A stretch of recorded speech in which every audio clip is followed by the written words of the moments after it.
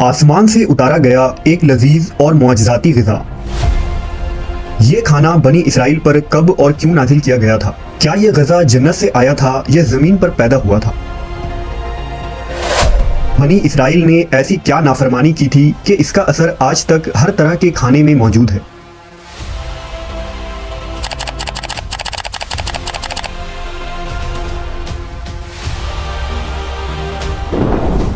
جب اللہ نے قوم بنی اسرائیل کو مصر سے نکالا اور انہیں فرعون سے نجات دے دی تو بنی اسرائیل نے حضرت موسیٰ علیہ السلام کی رہنمائی میں بحر احمر کو پار کیا اور فرعون اپنے لشکر سمیت سمندر میں غرق ہو گیا۔ جب حضرت موسیٰ کو کچھ اطمینان نصیب ہو گیا تو اللہ کا حکم ہوا کہ آپ بنی اسرائیل کے اس لشکر کو لے کر ارض مقدس یعنی شام میں داخل ہو جائیں، جس مقدس سرزمین کا وعدہ بنی اسرائیل سے لیا گیا تھا اور جو انہیں عطا کی جانے والی تھی۔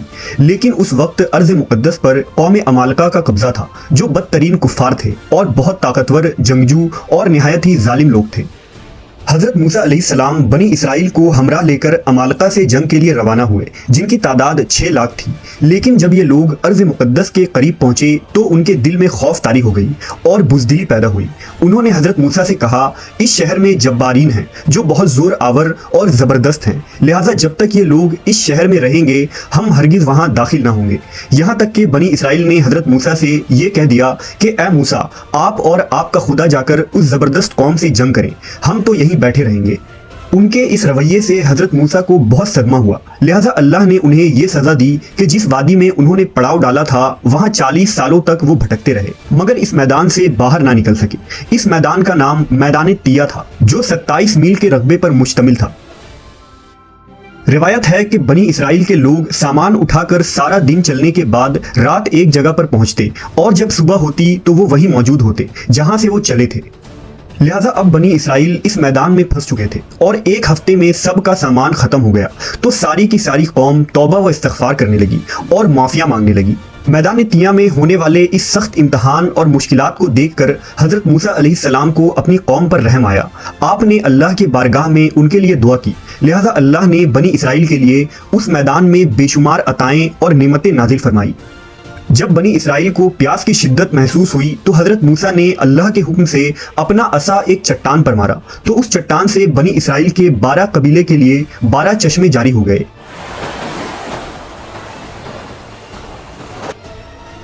چونکہ یہ وادی وسیع میدان پر پھیلا تھا، وہاں سر چھپانے کے لیے کوئی جگہ نہ تھی اور دن کے وقت سورج کی دھوپ اور تپش سے بنی اسرائیل بدحال ہو جاتے تھے، لہٰذا دھوپ سے بچاؤ کے لیے ایک بہت بڑا سفید بادل سارا دن بنی اسرائیل کے لوگوں کے لیے سایہ کرتا تھا۔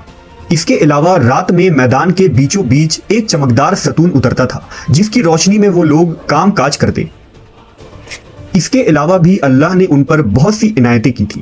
انہی عنایتوں اور نعمتوں میں ایک نعمت من و سلوہ تھا۔ دراصل اللہ نے ان لوگوں کے کھانے کے لیے آسمان سے 2 قسم کے غذا اتارے تھے، ایک کا نام من اور دوسرا کا نام سلوہ تھا۔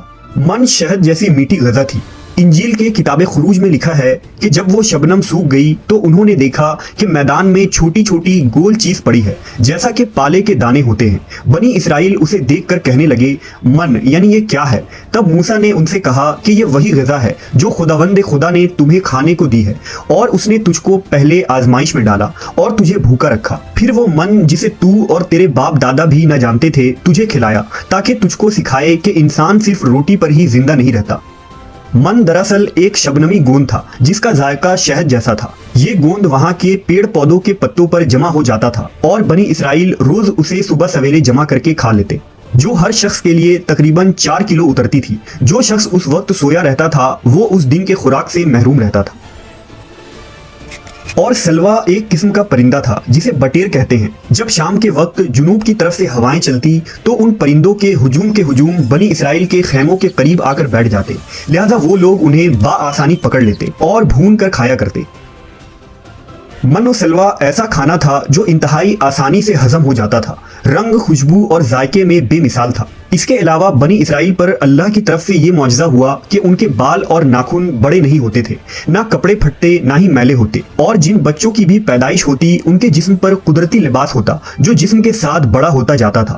इस तरह इस वादी तिया में बनी इसराइल मन और सलवा और उन चश्मों के सहारे एक बेहतरीन जिंदगी गुजार रहे थे।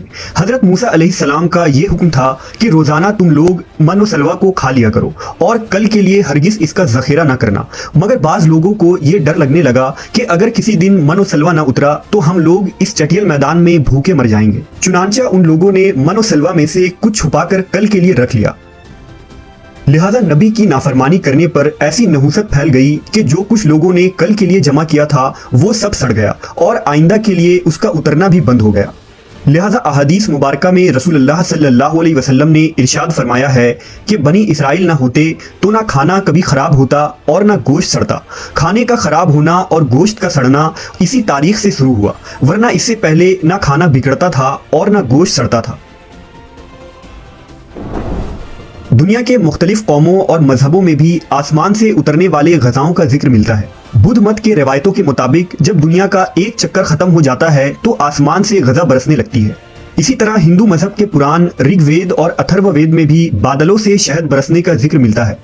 और कदीम यूनानियों के यहाँ भी एक ऐसी आसमानी गज़ा का जिक्र मिलता है जिसका जायका शहद जैसा था। यही शहद जब दरियाओं पर बरसता तो उनका रंग दूध की तरह सफ़ेद हो जाता।